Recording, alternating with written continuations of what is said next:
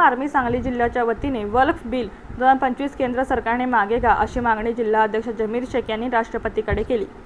वक्फ bill 2025 हे केंद्र सरकारने बहुमताच्या जोरावर मुस्लिम समाजावर एक प्रकारे हे बिल आणून अन्याय करत आहे, तरी सरकारने याचा गांभीर्याने विचार करून हे बिल मागे घ्यावे व समाजाला दिलासा द्यावा।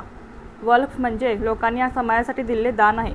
केंद्र सरकार असो अथवा राज्य सरकार असो, हिंदू धर्माचा, मुस्लिम धर्माचा, ख्रिश्चन समाजाचा असो, बौद्ध समाजाचा असो, शीख समाजाचा असो, या धार्मिक बाबीमध्ये कोणतेही सरकार हस्तक्षेप करू नये, जेणेकरून समाजाचा रोषा सरकारला सामोरे जावे लागेल। बुद्धगया येथील बौद्ध समाजाचे जे मंदिर आहे ते बौद्ध समाजाला बहाल करण्यात यावे। ज्या समाजाचे मंदिरे, देवस्थाने आहेत त्या समाजाचे नियंत्रण असणे गरजेचे आहे आणि त्या समाजाला शासनाने बहाल करावे व वक्फ बिल 2025 या कायद्याचा भीम आर्मी संविधान रक्षक बल सांगली जिल्ह्यातर्फे निषेध करीत आहोत। आम्ही लोकशाही मार्गाने या सांगली जिल्ह्याचे कलेक्टरद्वारे भारताचे राष्ट्रपतीकडे वक्फ 2025 बिलचा फेरविचार व्हावा म्हणून आज कलेक्टर मार्फत निवेदन देण्यात आले। सांगली जिल्ह्याचे लाडके खासदार माननीय विशाल पाटील यांनाही निवेदन देण्यात आले। हा कायदा मुस्लिम समाजाच्या हिताचे नसून हा कायदा त्वरित रद्द करावा अशी मागणी करण्यात आली।